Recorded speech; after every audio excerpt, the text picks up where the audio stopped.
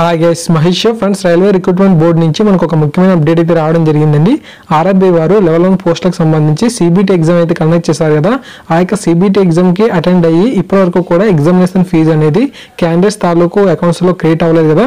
So వారికి సంబంధించి information అనమాట. సో చాలా మందికి కూడా అకౌంట్లో అమౌంట్ అనేది క్రియేట్ అవ్వలేదు, మరికొంతమందికి అమౌంట్ అనేది క్రియేట్ అయిందంట. సో ఇలా ఎందుకు చాలా మందికి అమౌంట్ అనేది క్రియేట్ అవ్వలేదు, సో మిస్టేక్ అనేది ఎక్కడ జరిగిందనే ఇన్ఫర్మేషన్ గురించి మనకు అఫీషియల్ వెబ్సైట్లో ఈ యొక్క నోట్ అనేది ఇవ్వడం జరిగింది. ఈ యొక్క నోట్ కావాలంటే దయచేసి వీడియో డిస్క్రిప్షన్ నుంచి డౌన్లోడ్ చేసుకోండి, ఓకేనా. సో వీడియో డిస్క్రిప్షన్లో మీకు ఈ యొక్క లింక్ అనేది ఇస్తాను. సో రీజన్ విషయానికి వెళ్ళినట్లయితే మనకు సో ఎవరైతే క్యాండిడేట్స్కి అమౌంట్ అనేది క్రియేట్ అవ్వలేదో వారు ఈ యొక్క బ్యాంక్ డీటెయిల్స్ అనేది మిస్టేక్గా ఇచ్చారంట. సో ఇక్కడ మీరు చూడవచ్చు ఏబిసి అని చెప్పి ఇక్కడ మనకు 3 పాయింట్స్ అని మెన్షన్ చేశారు. బ్యాంక్ డీటెయిల్స్ అనేది కరెక్ట్గా ఇవ్వలేదా అంట. మనకు అకౌంట్ నెంబర్ కానీ ఆ బ్యాంక్ తాలూకు బ్రాంచ్ కోడ్ ఉంటుంది కదా, ఐఎఫ్ఎస్సి కోడ్ అనేది, ఆ యొక్క కోడ్ కానీ కస్టమర్ తాలూకు ప్లేస్కి సంబంధించిన ఇన్ఫర్మేషన్ కానీ ఇలాంటివి మనకు కరెక్ట్గా ఇవ్వలేదంట. అండ్ అంతేకాకుండా చాలా మంది క్యాండిడేట్స్ ఒకే అకౌంట్ నెంబర్ అనేది ఇవ్వడం జరిగిందంట. ఒకే బ్యాంక్ అకౌంట్ నెంబర్ అనేది రీఫండ్కి సంబంధించి ఇవ్వడం జరిగిందంట. అండ్ తర్వాత ఏంటంటే మనకు చాలా మంది క్యాండిడేట్స్ అకౌంట్ నెంబర్ కూడా ఇవ్వలేదని చెప్పి వారైతే చెప్పడం జరిగిందన్నమాట. సో అందుకని చెప్పి ఈ యొక్క అమౌంట్ అనేది మనకు ఇప్పటివరకు కూడా రీఫండ్ అనేది అవ్వలేదంట. సో ఇలా ఎవరైతే ఎగ్జామ్కి అటెండ్ అయ్యి కూడా అమౌంట్ అనేది క్రియేట్ అయితే అవ్వలేదో వారు తమ యొక్క బ్యాంక్ డీటెయిల్స్ని అప్డేట్ అనేది చేసుకుంటే ఖచ్చితంగా అమౌంట్ అనేది రీఫండ్ చేస్తామని చెప్పి ఇన్ఫర్మేషన్ అయితే ఇచ్చారు.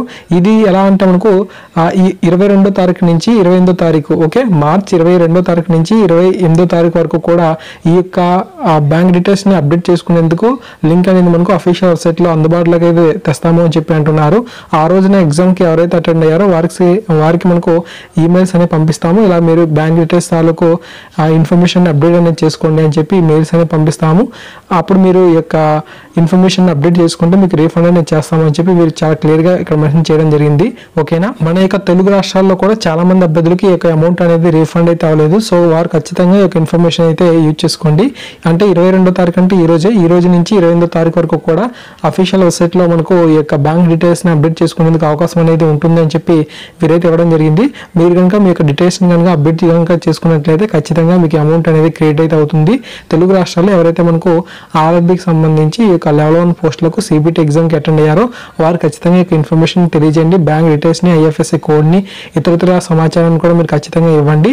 ఒకే అకౌంట్ నెంబర్ అనేది ఇవ్వకండి, ఓకే. సో చాలా మంది అభ్యర్థులు తమ యొక్క అకౌంట్ నెంబర్ అనేది చాలా మందికి కూడా ఇస్తున్నారు. అలా చేసినట్లయితే ఆ యొక్క అకౌంట్ నెంబర్కి అమౌంట్ అనేది క్రియేట్ అవ్వకపోవడం వల్ల చాలా మంది అభ్యర్థులు అయితే మరొకసారి టెన్షన్ అయితే అయ్యే అవకాశం అయితే ఉంది. సో అలా చేయకండి. సో ఏ క్యాండిడేట్ తన యొక్క బ్యాంక్ అకౌంట్ డీటెయిల్స్ మాత్రం ఇచ్చినట్లయితే మీకు ఖచ్చితంగా అమౌంట్ అనేది క్రియేట్ అవుతుంది, ఓకేనా. So thank you guys, thanks for watching this video.